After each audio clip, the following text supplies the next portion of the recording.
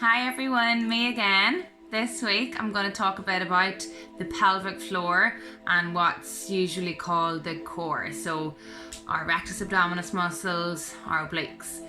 I have to say at this point that to activate these muscles to strengthen our pelvic floor and core, we absolutely do not have to be lying on our back. In fact, lying on our back isn't the best position to functionally strengthen these muscles. It's really good when we activate our pelvic floor and core when we're in standing, squatting, lunging, jumping, sideline, everything else. But lying on our back is a nice way to isolate the rectus abdominis, isolate the obliques. We don't always want muscles working in isolation, we want them working with other muscles together. So hope that makes a little bit of sense, but we are gonna focus on isolating those muscles, doing a little bit of rectus abdominis and obliques and pelvic floor stuff.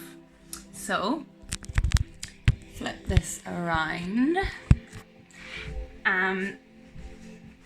Remember from week 1, pelvic floor, to activate those muscles in the very basis of our core, it's on the breath out. On the breath out that we squeeze and tighten, back passage, front passage, like you're trying to lift up, like you're trying not to poo and not to pee. So it's on the breath out. It's a squeeze and tighten, back passage and front passage. If you pop 2 fingers at the hip bones at the front, in an inch and down an inch, breathe out, suck it up, you may well feel your lower tummy muscles kicking in as well as the pelvic floor. This won't absolutely check your pelvic floor, but it is a nice little start. Make sure you're not doing a butt squeeze and you're not sucking in your tummy. You're trying to suck up from the bottom up. Starting nice and simple with a little exercise called scissors or tabletop level 1. So as you breathe out, it's up to tabletop, which is straight up at the hip, straight across at the knee, and breathing in, back down. Breathing out, it's other side, and in, back down. Out as you float the leg up, and in as you float the leg down. You remember your neutral pelvis, so your back isn't squashed down against the mat and you're not overarched as you lift up. You're in your neutral pelvis. Breathe out, tighten up pelvic floor, keep it tight, lower the leg down, relax. To make that exercise a little harder, you can bring it up into double tabletop, then put one leg down and then the next. And remember, Pilates is always about control, so you want to keep that neutral pelvis if you do bring the second leg up and back down. Remember, for the days if you're pregnant or if you've recently had a baby, or you have a prolapse, or you have problems with your tummy muscles, that diastasis, the double tabletop isn't for you. You just do the single tabletop with the 1 foot up and back down.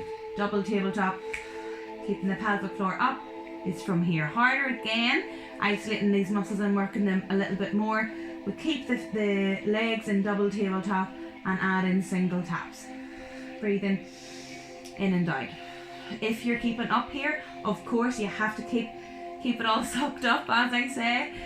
Keep that pelvic floor, keep those pelvic floor muscles working the whole time. You will feel your tummy muscles, your rectus abdominis working here, and that's fine. That's what you want, but make sure that you have your lower tummy muscles working as well.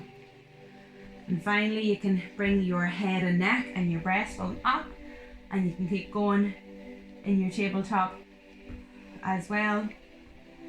If you have been doing it and you have good length in your hamstrings, you can do it from a fairly straight leg up.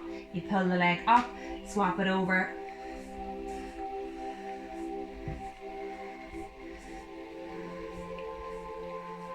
keeping the breastbone up, pulling the leg up, swap.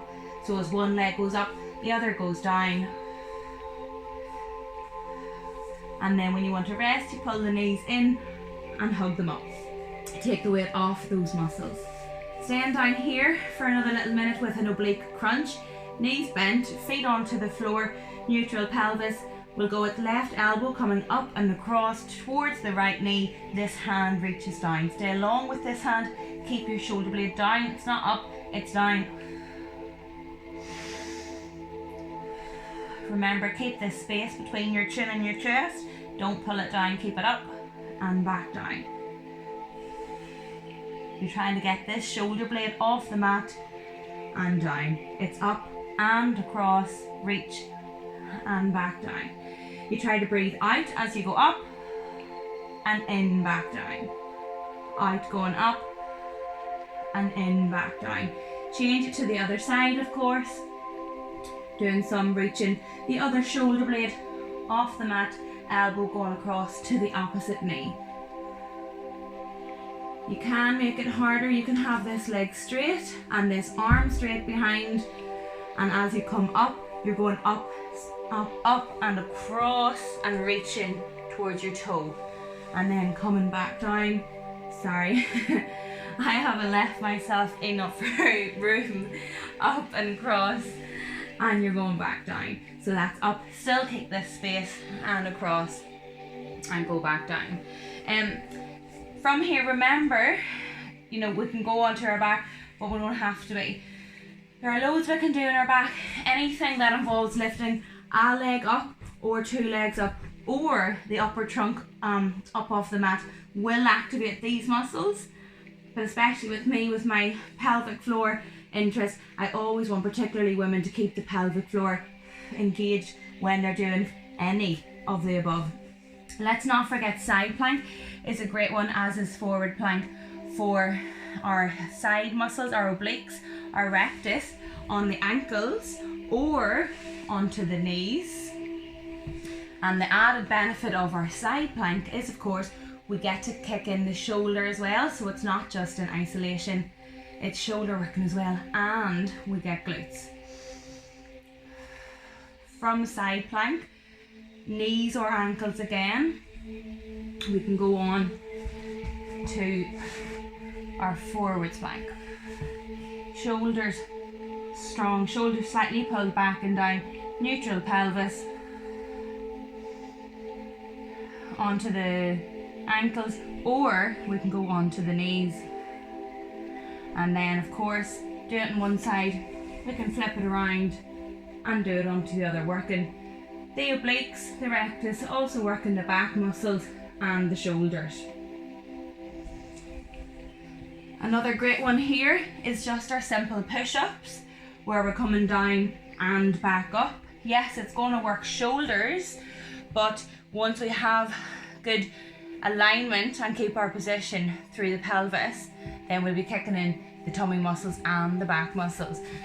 We'll flip back around onto our back.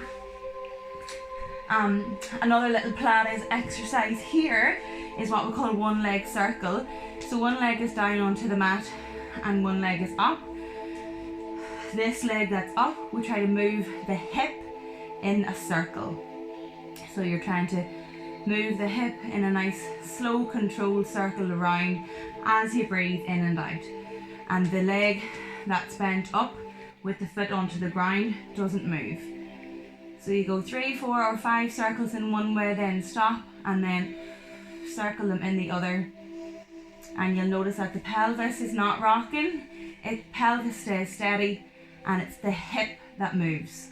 So it's that ball and socket joint at the hip. It's not the knee, okay, and it's not the ankle. They all stay steady, and it's the hip that moves, that one leg circle. What you do in one, you do in the other. Down to our rest position, bring this one up to tabletop, neutral pelvis, breathing out, drawn up through the pelvic floor. Breathing in and out, keep this leg steady. This movement comes from the hip, and then you pause and change the direction and bring it back around.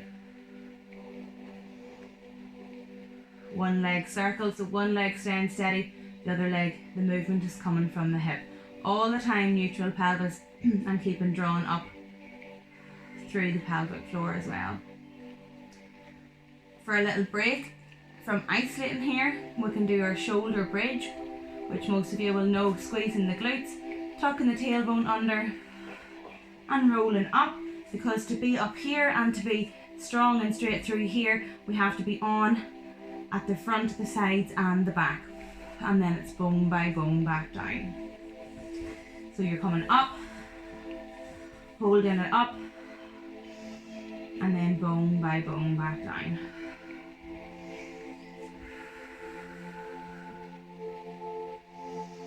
And bone by bone back down. After a little break at the front, we'll isolate at the front again. One leg stretch, this last one. You can do it nice and gentle, one leg down onto the mat and the other leg slides out straight. And then you breathe in and bring it back up. Breathing out, other leg slides out straight, and breathe in, bring it back up. To make it a little harder, you can go from either single tabletop, slide that leg out and back in and swap it over, or come up to your double tabletop and then slide one leg diagonally away and then back, other leg diagonally away and then back. You try to breathe out as you slide away, thinking about that leg, reaching along with it towards the far corner of the room where the wall is meeting the ceiling, diagonally away, long and back in. Breathing out, away and back in. Again, that neutral pelvis is really important. If you feel it nipping on your low back, or if you notice your tummy sticking up with that separation of the tummy muscles, then you simply should drop a foot down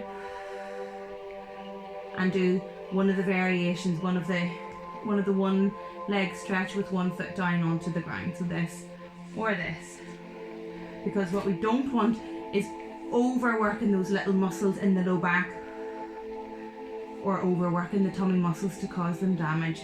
Breathing out, going out, breathing in, coming back. Always keeping the breath going, keeping the shoulders back and down, rib cage neutral, pelvis neutral, pelvic floor on, and enjoy it. Always relax into it, smile and breathe, because it's only Pilates and it's a little bit of fun as well as our nice strength control and a little bit of relaxation if you can. Final one I want to show you here. Okay, we're out of time. Thanks so much for joining me. I can talk all day about Pilates and do Pilates all day, so sorry for running over time. See you next week.